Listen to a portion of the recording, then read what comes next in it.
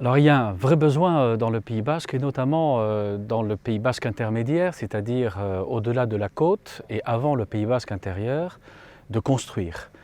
Beaucoup de personnes cherchent des logements et d'un autre côté, si on veut un développement économique, il faut également que des personnes puissent trouver un logement pour pouvoir venir trouver du travail au Pays basque.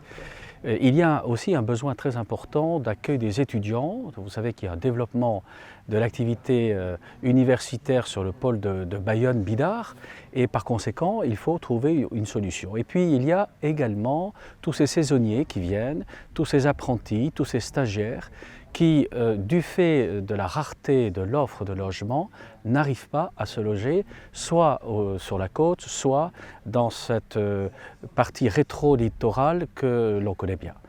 C'est la raison pour laquelle il faut trouver des solutions. Mais en même temps, en effet, il y a au Pays basque notre volonté de préserver l'agriculture, de préserver les paysages qui sont exceptionnels. Et nous avons besoin de sanctuariser ces terres agricoles qui sont si importantes et qui font vivre des agriculteurs et particulièrement des jeunes agriculteurs. On entendait ce matin qu'il y avait dans certaines zones de France un recul de l'installation agricole. Ici au Pays basque, il y a de jeunes agriculteurs qui souhaitent s'installer. Il faut leur permettre de trouver des terres agricoles pour pouvoir développer leurs désirs et leur activité professionnelle. Alors c'est assez compliqué.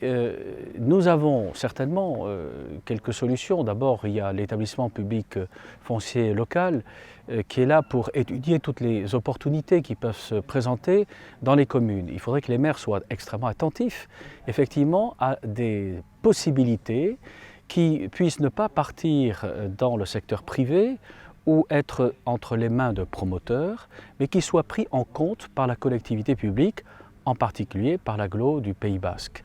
Je crois que l'établissement public foncier local, et notamment l'office foncier solidaire, qui permet d'alléger le coût de l'achat d'un logement par l'allègement du foncier, c'est une solution qui est possible. Et puis, il y a certainement à réinvestir dans le bâti ancien. Il y a dans nos communes, et je pense à Cambo, mais évidemment dans beaucoup d'autres communes, beaucoup de bâtiments qui sont laissés pour compte, qui n'ont pas d'affectation, qui se dégradent progressivement. Et il me semble qu'en réinvestissant dans ces bâtiments, dans ce bâti ancien de centre-bourg, l'on pourrait également gagner énormément d'emplois, de logements. Mais ces logements, il faut aussi traiter la question de la mobilité. Moi je suis à Cambo-les-Bains, vous le savez, tous les jours pour accéder dans l'agglomération bayonnaise ou le soir pour revenir en Pays basque intérieur, c'est insupportable. Autrement dit, tout cela nécessite un projet d'aménagement, on l'a dit ce matin, un projet de vie, un projet d'ensemble, et c'est simplement, certainement par une analyse qui soit au-delà des communes et qui soit plutôt intercommunale ou en tout cas de secteurs intercommunaux, que l'on pourra réfléchir à une cohabitation pacifique entre ces deux exigences. D'une part, la volonté de maintenir l'agriculture, voire de la développer, et de l'autre, la nécessité de construire. Il y a trop de personnes qui cherchent un logement, il y a des résidences secondaires, il y a des activités touristiques et nous en sommes fiers. C'est autant de moins, effectivement, de logements permanents. Et par conséquent, ce déficit doit être comblé. Il y a aussi le problème, on l'a vu aujourd'hui, des personnes handicapées qui n'arrivent pas à se loger. Il y a également l'inclusion sociale.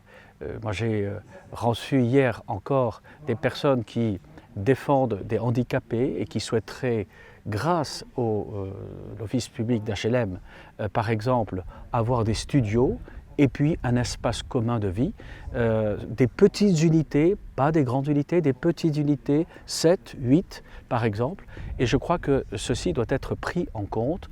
Effectivement, nous avons un déficit très important, non pas pour attirer des populations extérieures, mais pour simplement satisfaire les demandes actuelles au sein du Pays basque.